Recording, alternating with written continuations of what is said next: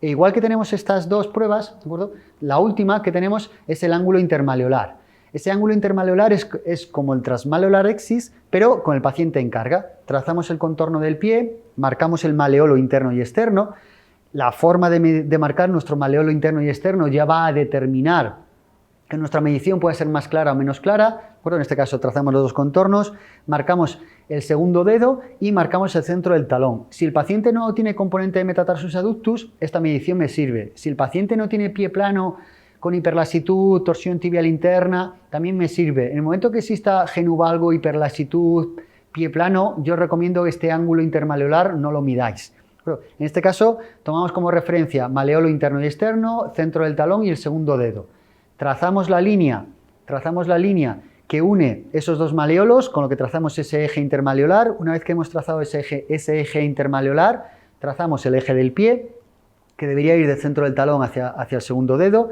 Ahora lo marcaremos del centro del talón hacia el segundo dedo. Una vez que hemos marcado ese centro del talón, ¿vale? En el punto donde se cortan estos dos ejes, trazamos una perpendicular a 90 grados, ¿vale?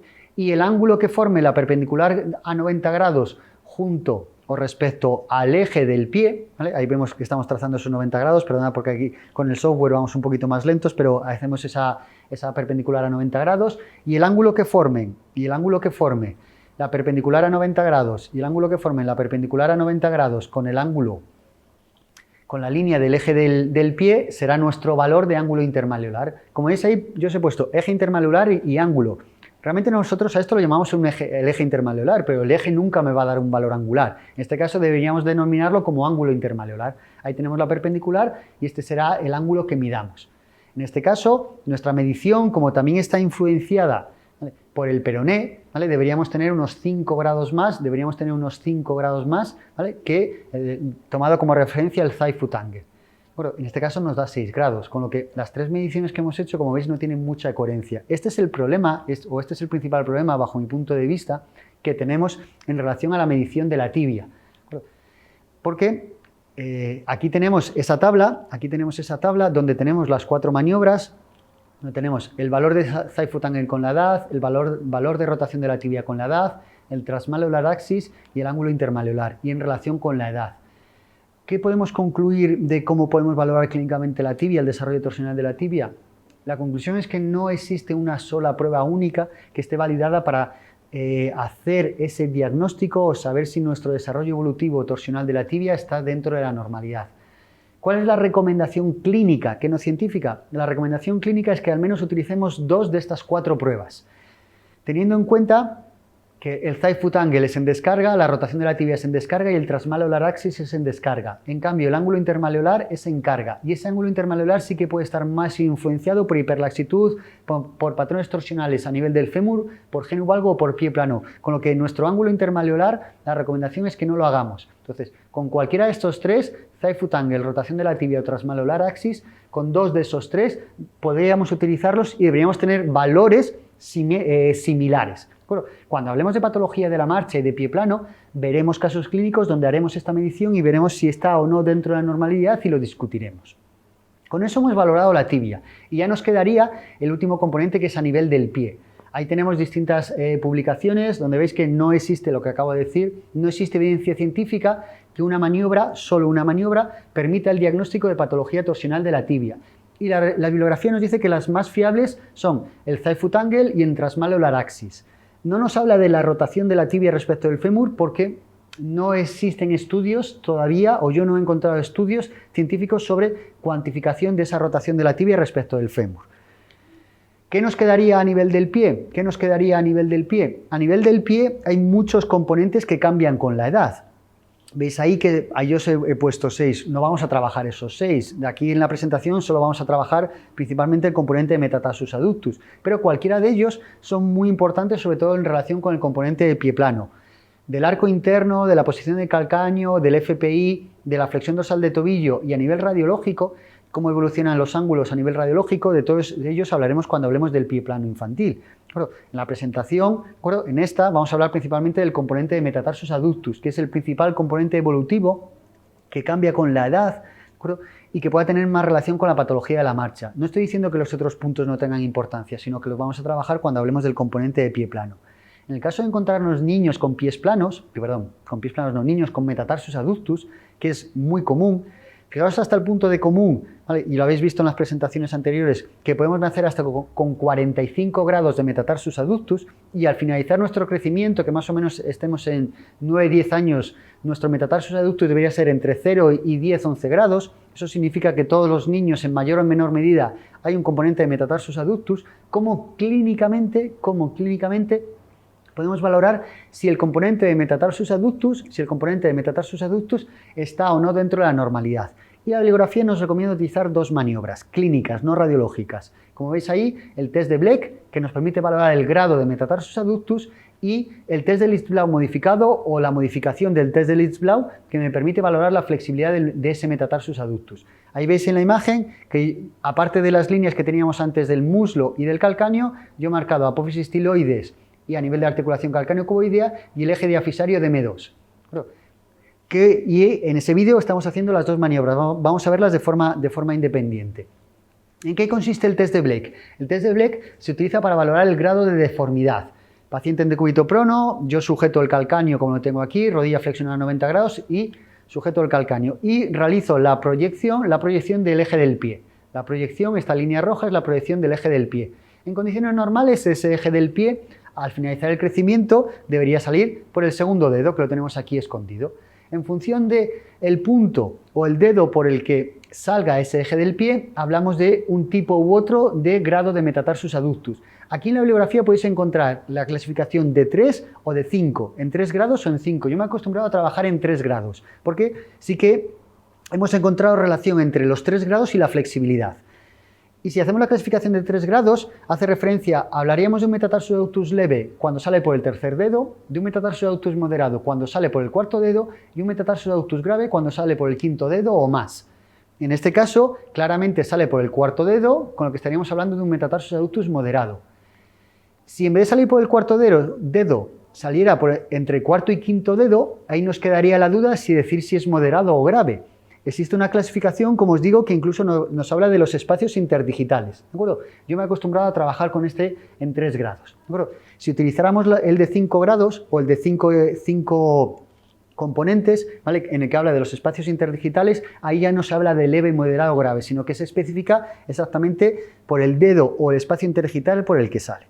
¿Vale? Mientras mayor sea el grado de deformidad, de ahí su propia nomenclatura, mientras mayor sea el grado de deformidad, supuestamente peor el pronóstico. Ahora vamos a poner los límites. Pero, preparando la clase, me encontré el MAS. El MAS, que es el Metatarsus Adductus Severity Index, el índice de severidad o de gravedad del Metatarsus Adductus.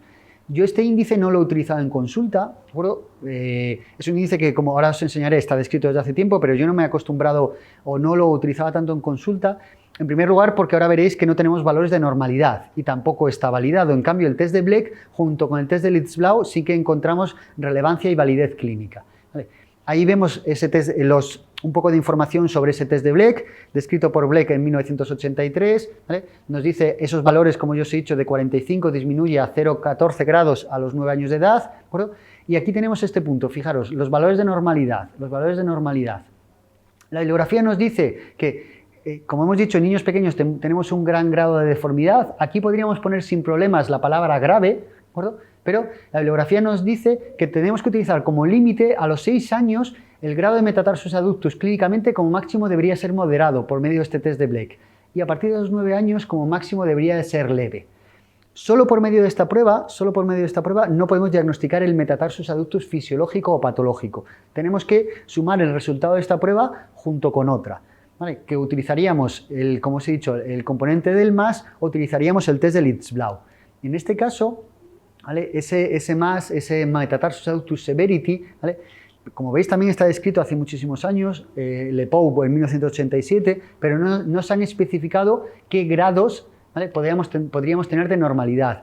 Esta prueba yo la puedo asimilar al Five Finger Test, ¿vale?, o el test en V, en el cual ponemos nuestros dedos en V y ponemos el pie del niño aquí. Se utilizan en niños con pies muy pequeños y si hay un gran componente de metatarsus adductus, pues mientras más se separe el quinto dedo del niño de la V que yo estoy formando, más severidad, Bueno, pero no tenemos valores que me permitan cuantificar cuál es el límite de normalidad. Por eso ponemos ahí prueba visual, ¿vale? Pero sin datos en la actualidad de límites de normalidad, con lo que lo podemos utilizar, sí, pero yo recomiendo que utilicéis el test de Bleck junto, ¿vale?, con el test de Litzblau. Y ese test de Litzblau se clasifica en flexible, semiflexible y rígido.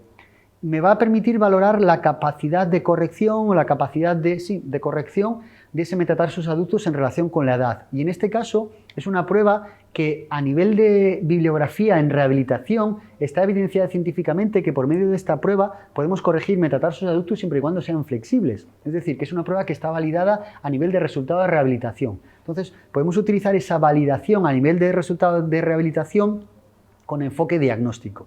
En el caso de encontrar un metatarsus adductus, tenemos que valorar su flexibilidad. Localizamos apófisis estiloides, ponemos nuestra mano por detrás, con la otra mano sujetamos fuerte el retropié y esta mano tiene que estar fija. No hace falta neutralizar la subastragalina, sino que se encuentre fija. Con la otra mano localizamos la cabeza del primer metatarsiano y a nivel de la cabeza del primer metatarsiano realizamos una ABD de la mediotarsiana. Como os digo, ¿vale?, la mano pasiva, ¿vale?, tiene que sujetar fuertemente el calcáneo. Y una vez que realizamos la corrección y una vez que realizamos esa fuerza en ABD, ¿vale?, hablaríamos de flexible cuando conseguimos hipercorregir, hablaríamos de semiflexible cuando conseguimos alinear eje del retropié y eje del antepié, y hablaríamos de componente de rígido cuando no existe ninguna capacidad de corrección.